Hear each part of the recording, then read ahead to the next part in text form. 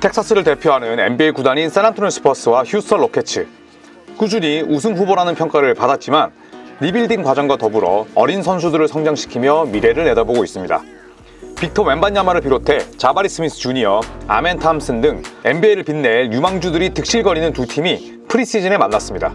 뜨거운 관심을 받고 있는 웬반야마가 변함없이 많은 주목을 받은 이 경기 리뷰를 시작하겠습니다. 경기 시작부터 샌안토니오가 앞서 나가기 시작했습니다. 선봉장은 웬반야마가 아닌 2020년 1라운드 11번 픽으로 지명된 데빈 바셀이었습니다. 특유의 볏짚 같은 머리를 휘날리며 시작과 동시에 45도에서 3점을 터뜨린 바셀은 이후 알프렌 생군과 미스매치를 이용해 연속 3점을 집어넣었습니다. 휴스턴의 야투 실패를 놓치지 않는 장면도 돋보였습니다. 속공 상황에서 3연속 3점을 터뜨리며 초반 분위기를 장악했습니다. 반면 1쿼터 휴스턴의 경기력은 암울함 그 자체였습니다. 경기 초반부터 강한 압박을 시도하는 샌안토니오를 상대로 돌파구를 만들지 못했고 데빈 바셀과 잭 콜린스의 득점으로 불을 붙인 샌안토니오는 11대0 스코어링 런을 만들며 이메이 우도카 감독으로부터 타임아웃을 이끌어냈습니다. 그러나 샌안토니오의 좋은 흐름과 별개로 웬반야마의 경기력은 전혀 좋지 못했습니다.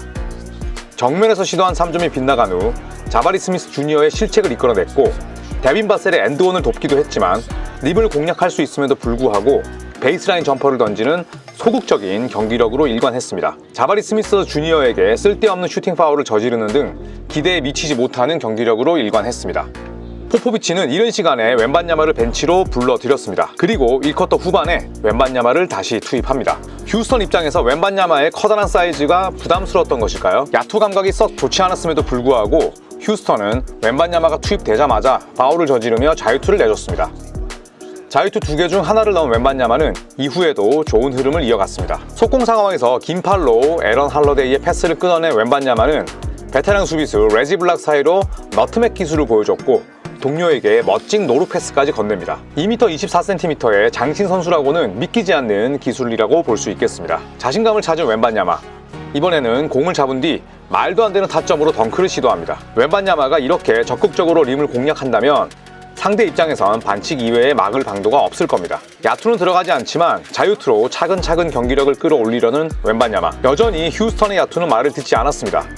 오히려 웬반야마에게 쓸데없는 반칙을 범하며 그의 감각을 살려주고 말았습니다. 웬반야마의 자유투로 쏠쏠한 재미를 본 샌안토니오가 1쿼터를 32대13으로 앞서 나갔습니다. 2쿼터에도 쉬지 않고 바로 출전하는 웬반야마. 곧바로 탑에서 3점을 시도하자 포포비치는 1분 만에 그를 벤치로 불러들입니다. 웬반야마가 없는 구간 팀을 이끈 건 1쿼터부터 좋은 활약을 펼친 데빈 바셀이었습니다. 멋진 덩크로 리드에 힘을 더한 바셀은 제레미 소얀의 패스를 받아 깔끔한 베이스라인 점퍼를 꽂으며 휴스턴 수비를 더욱 괴롭힙니다. 11분을 뛰며 16점을 넣은 바셀의 엄청난 폭발력이 돋보이는 장면이었습니다. 이후에도 경기 흐름은 크게 바뀌지 않았습니다. 샌안토니오가 일방적으로 앞선 채 시정일관 야투가 꽉 막힌 휴스턴이 간간히 쫓아가는 상황이 반복됐습니다. 그리고 포포비치 감독은 2쿼터 4분가량을 남기고 다시 웬반야마를 투입합니다. 하지만 야투 감각은 돌아오지 않았습니다. 패스를 주고받기보다 곧바로 3점을 시도하는 웬반야마의 슛은 크게 빗나갔고 이후 수비 상황에서 슈팅 파울을 저지릅니다. 포스트 공략에 소극적인 동시에 점퍼만 던지는 장면에서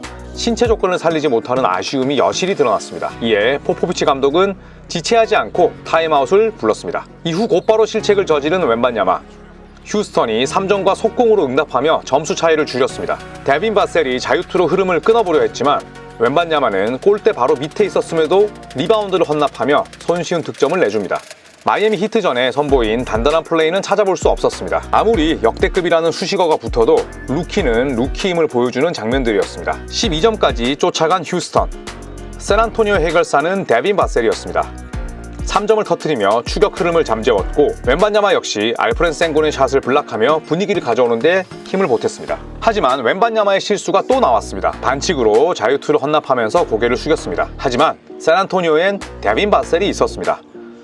2쿼터 막판까지도 좋은 야투 감각을 이어간 바셀이 3점을 성공시키며 샌안토니오가 16점 차 넉넉한 리드를 가져간 채 전반을 마칩니다. 후반 시작과 동시에 절치부심하고 나온 웬반야마. 3쿼터가 고작 15초 지난 시점에서 깨끗한 3점을 넣었습니다. 물론 여전히 그의 야투는 좋지 못했습니다. 자유투 라인에서 던진 뱅크샷을 비롯해 베이스라인 점퍼도 빗나갔습니다.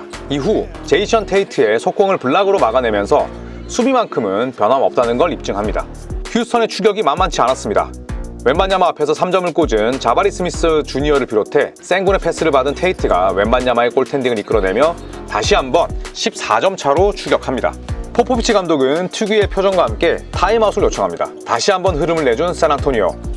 하지만 상황이 달라지기 시작했습니다. 활발하게 볼 없는 움직임을 가져간 웬반야마가 시원한 덩크를 꽂습니다. 휴스턴도 불붙은 자바리 스미스 주니어를 중심으로 차근차근 추격을 이어갔습니다. 자바리 스미스 주니어가 점퍼를 터뜨렸지만 웬반야마가 3점을 응수한 데 이어 코너에 있던 바셀에게 비하인드 노룩백 패스를 연결하며 팬들의 함성을 이끌어냈습니다. 3쿼터 시작과 동시에 분위기를 바꾼 웬반야마. 하지만 포포비치 감독은 무리시키지 않기로 결정하며 웬반야마를 벤치에 앉혔습니다. 이후 양팀 모두 주전보다 벤치 위주의 로테이션을 가동하며 힘을 빼고 나섰습니다. 시종일관 리드를 지킨 샌안토니오가 117대 103, 14점 차 무난한 승리를 챙겼습니다. 당연히 MVP는 볏짚머리를 휘날리며 25점을 기록한 데빈 바셀이었습니다. 그리고 바셀과 호흡을 맞춘 웬반야마에게는 과제와 기대를 동시에 남긴 한판이기도 했습니다. 이상 농구 인사이드가 준비한 경기 리뷰를 마치도록 하겠습니다.